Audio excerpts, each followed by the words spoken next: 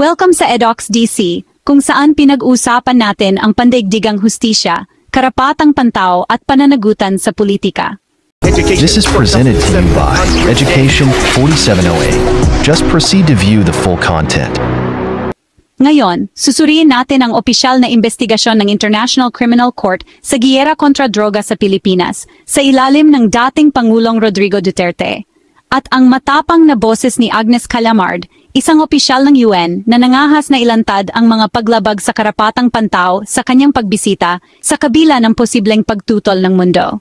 Halika't lakbayin natin ang proseso ng batas, mga reaksyon ng ibang bansa, at ang mga nakatagong katotohanan sa likod ng isa sa mga pinaka-controversial na kampanya sa modernong kasaysayan ng Pilipinas. Ang ICC, o International Criminal Court, ay nagsimula ng paunang pagsusuri nito sa Pilipinas noong Pebrero 2018 sa ilalim ng noon ay Chief Prosecutor na si Fatou Bensouda. Ang pagsusuring ito ay nagsimula dahil sa mga ulat ng libu-libong extrajudicial killings na di umano'y nangyari sa kampanya ni Duterte laban sa droga. Hindi ito isang ganap na investigasyon, kundi isang legal na pagsusuri para malaman kung ang sitwasyon ay nangangailangan ng mas malalim na pagsisiyasat batay sa tatlong bagay: jurisdiction, admissibility, at kapakanan ng hustisya. Sinuri ng opisina ni Bensouda ang mga ulat mula sa mga grupo ng karapatang pantao, mga pahayag mula sa mga opisyal ng gobyerno, mga balita sa media, at mga isinumite ng mga Pilipinong abogado at pamilya ng mga biktima. Sa isang kapanapanabik na pangyayari, isang buwan lang matapos simula ng ICC ang pagsusuri nito, iniutos ni Pangulong Duterte ang pag-alis ng Pilipinas mula sa Rome Statute, na siyang, alam nyo na, ang nagtatag na kasunduan ng ICC.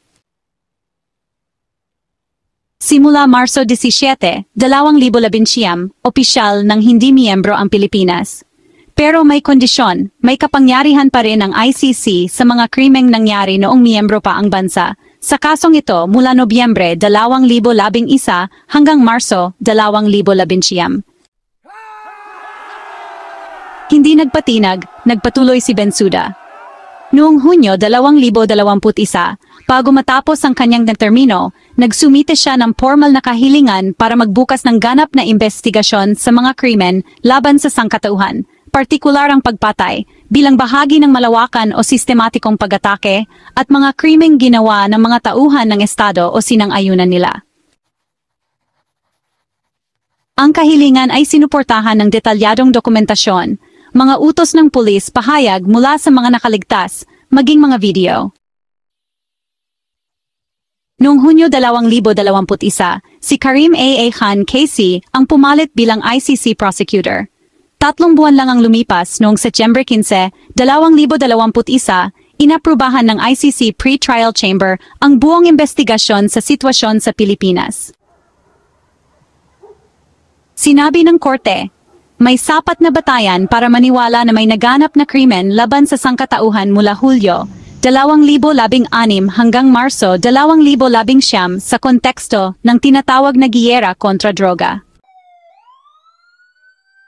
Kaya, kasama sa saklaw ang mga pagpatay ng pulis at vigilante, mga operasyong tokhang, at maging ang posibleng koneksyon sa mga estilo ng Davao Death Squad mula sa mas maagang taon ni Duterte bilang alkalde.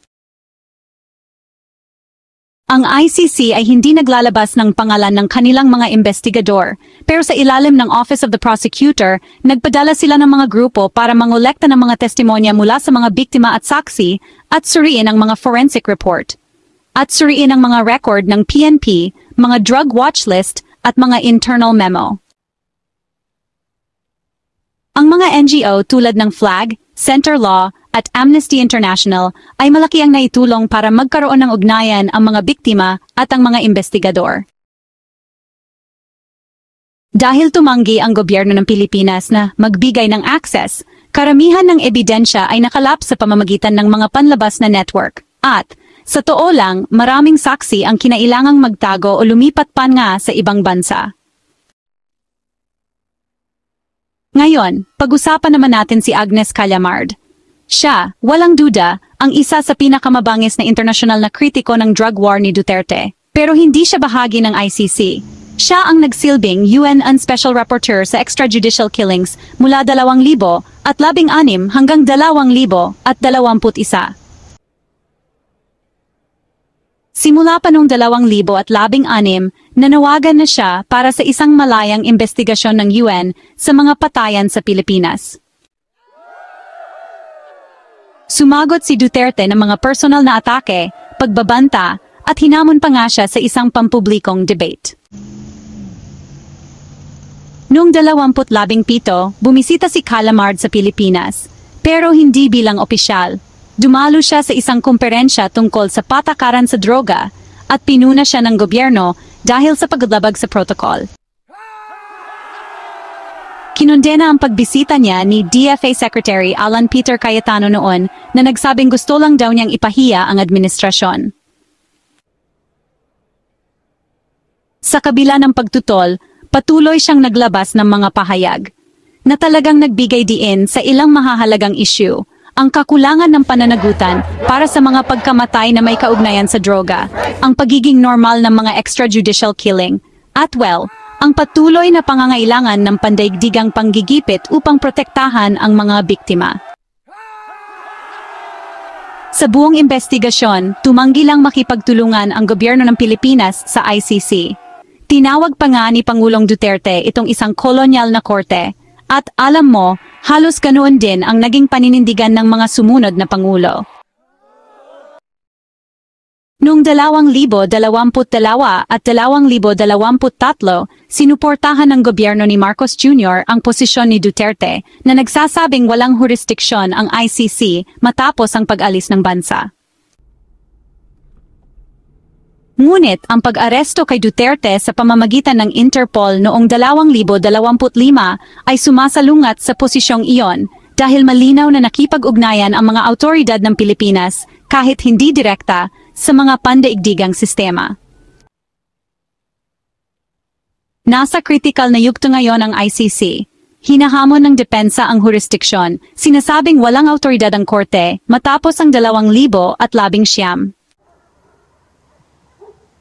Samantala, iginigit ng mga taga-usig na nangyari ang mga krimen noong miyembro pa ang Pilipinas, at ang pag-alis ay hindi makakabura sa pananagutan sa nakaraan.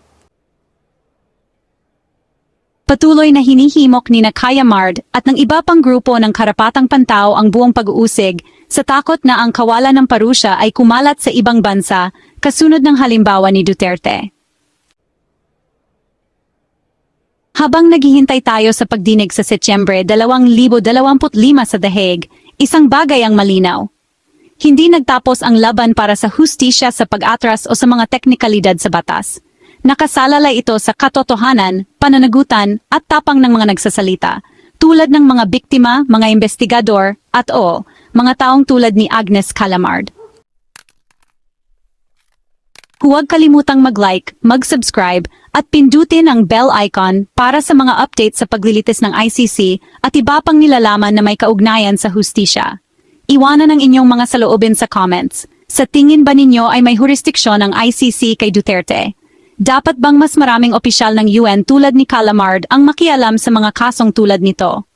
Disclaimer, ang video na ito ay para sa impormasyon at layuning pang-edukasyon lamang. Ang nilalaman na ipinakita dito ay batay sa mga pampublikong dokumento, ulat at mga mapagkukunan ng balita na may kaugnayan sa investigasyon ng International Criminal Court, ICC, at mga pahayag ng mga opisyal ng United Nations, kabilang si Agnes Calamard.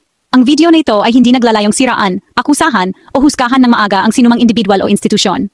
Lahat ng taong binanggit ay pinapalagay na inosente maliban kung mapatunayan nagkasala sa korte. Ang mga pananaw na ipinahayag sa video na ito ay hindi kumakatawan sa mga opisyal na posisyon ng ICC, ng United Nations, o ng anumang legal na katawan maliban kung direktang sinipi o tinukoy.